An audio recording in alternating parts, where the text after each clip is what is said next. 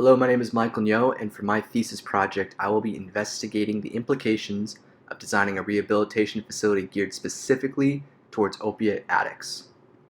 The overarching question that I am hoping to answer with this project is, how can sacred space amplify the traditional medical program of a rehabilitation facility to better prepare addicts for a successful return back into society?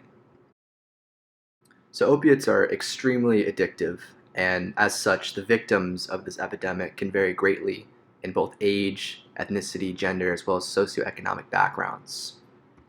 And what may have started out as a necessary prescription to treat pain caused by an accident or a bike crash or what have you can very quickly and easily turn into a lifelong addiction and dependency.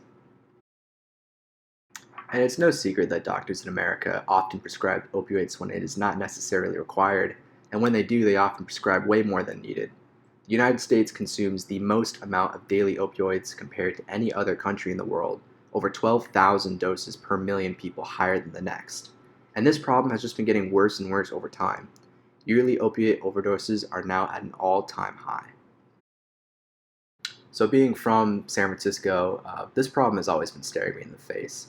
San Francisco has always had a slightly higher than average rate of overdoses compared to the US as a whole, but as you can see, since 2017, that rate has increased exponentially, and in 2021, that rate was actually triple the national average. So drugs of any kind are often seen as a quote-unquote escape from reality, and in many cases, this is how addiction begins. An addict will be suffering from some sort of trauma in their personal life, whether that's death of a family member, PTSD, or just depression as a whole, and oftentimes this leads people to drugs. However, after a certain period of abuse, addicts often find themselves as prisoners of their own addiction, needing to instead escape the cycle of substance abuse. And many addicts are often trapped by this cycle, which is extremely hard to break free from without professional care. So the cycle of addiction begins, of course, with the initial use of the substance. From there, addicts go on to abuse it, become tolerant to it, needing more and more doses to feel that initial effect, and then eventually becoming physically dependent on it.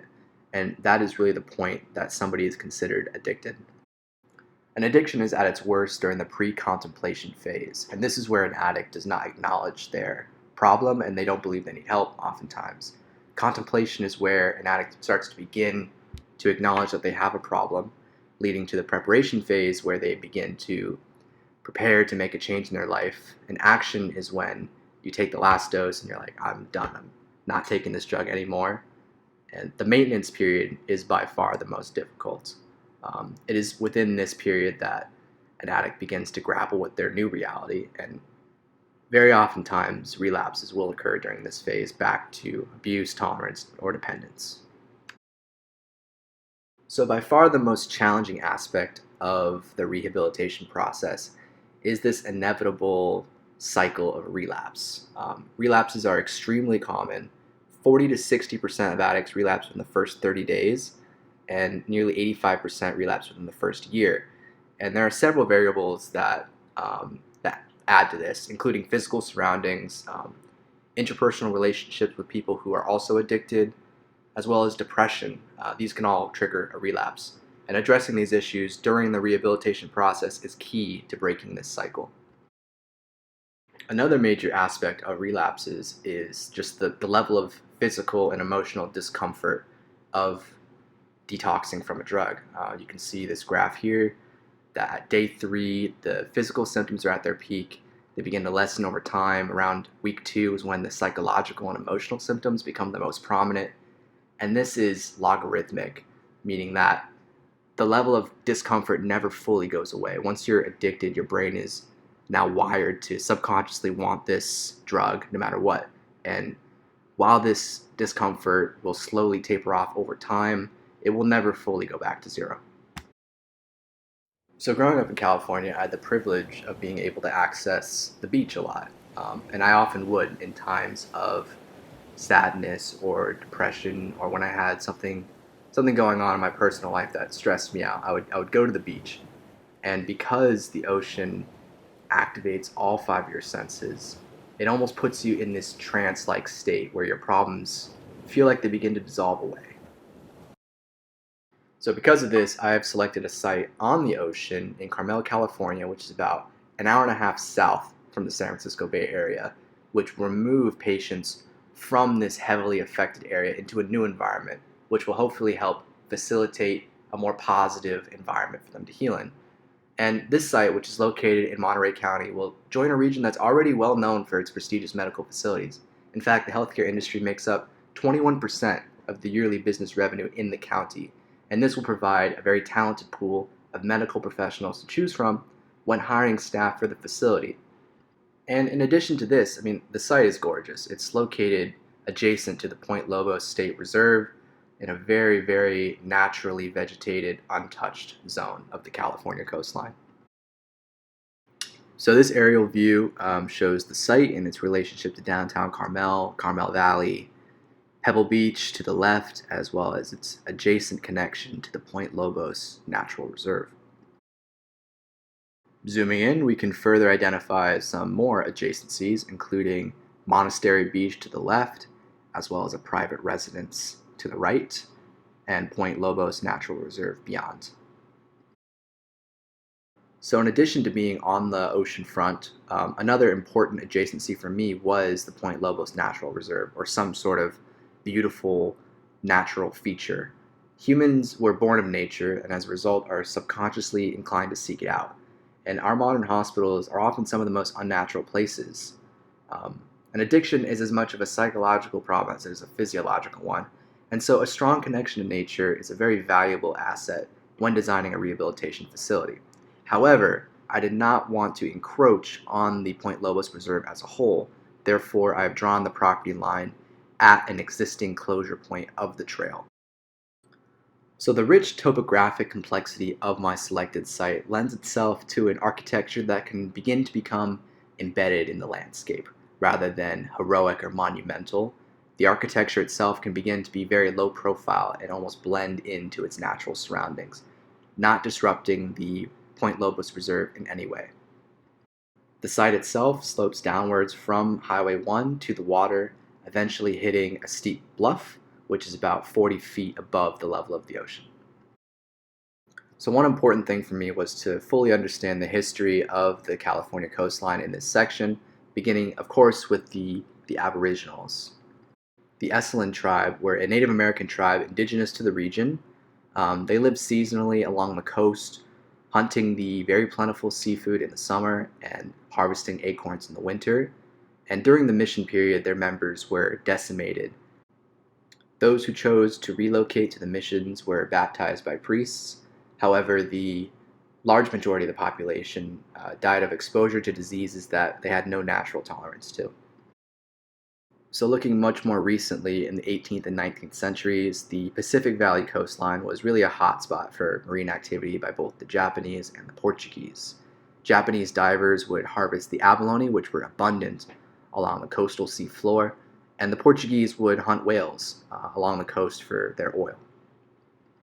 The diagram in the bottom left of this slide shows a watercolor of the condition of Whalers Cove, where there is currently a parking lot for the natural reserve.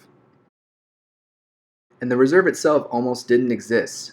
In the 1890s, this map was drawn out by the Carmel Land and Coal Company, proposing a redevelopment of the entire site into a gridded street, much like the neighboring city of Carmel.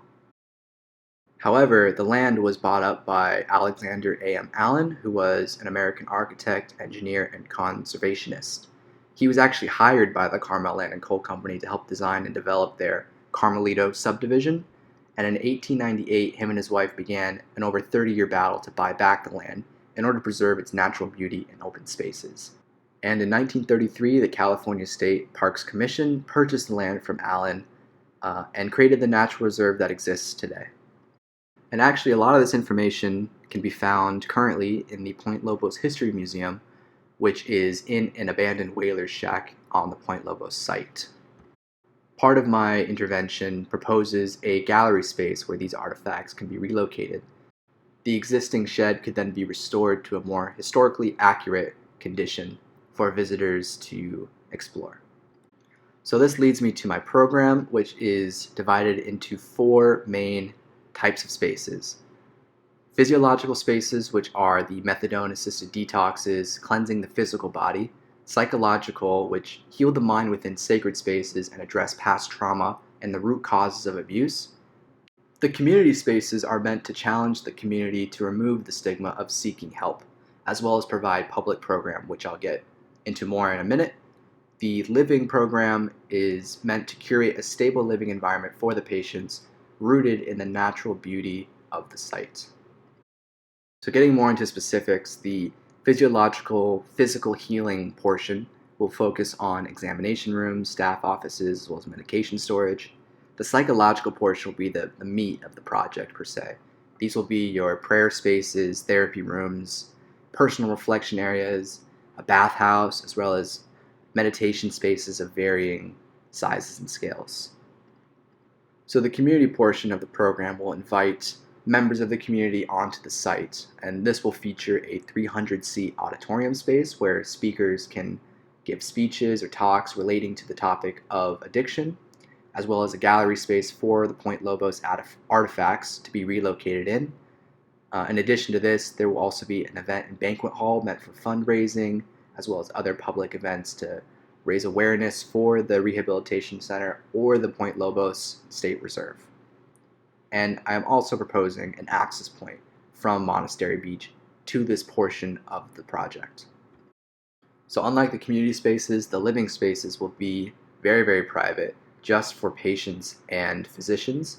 These will focus on private living units, a communal dining hall, as well as communal indoor living space and outdoor space. And also focusing on this idea of creating a third space, right?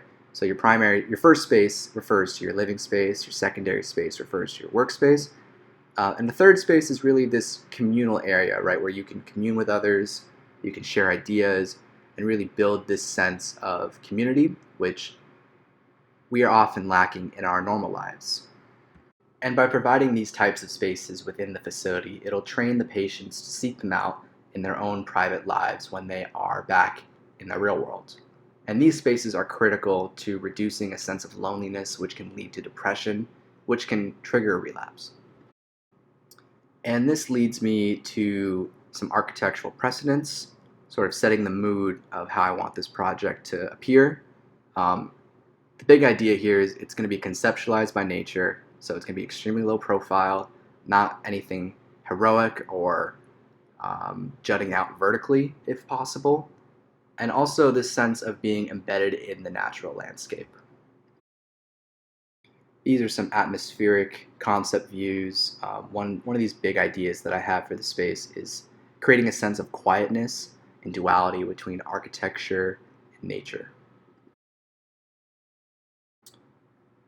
I also feel that this project should have a sense of solidity and permanence, and this will help reinforce the power of the ideas that are taught here. And while the community spaces might want to be more solid and sturdy in their language, the living spaces themselves really want to be warm and comfortable. A detox from opiates is probably one of the most uncomfortable things you can do physically. And in order to really help patients through this critical first few days, the living spaces need to be inviting and provide a sense of home and calm. So the last type of space that I want to include on the site is one that evokes this sense of introspection and thought. These types of spaces will likely be the auditorium as well as the gallery space, and perhaps some of the medical spaces as well.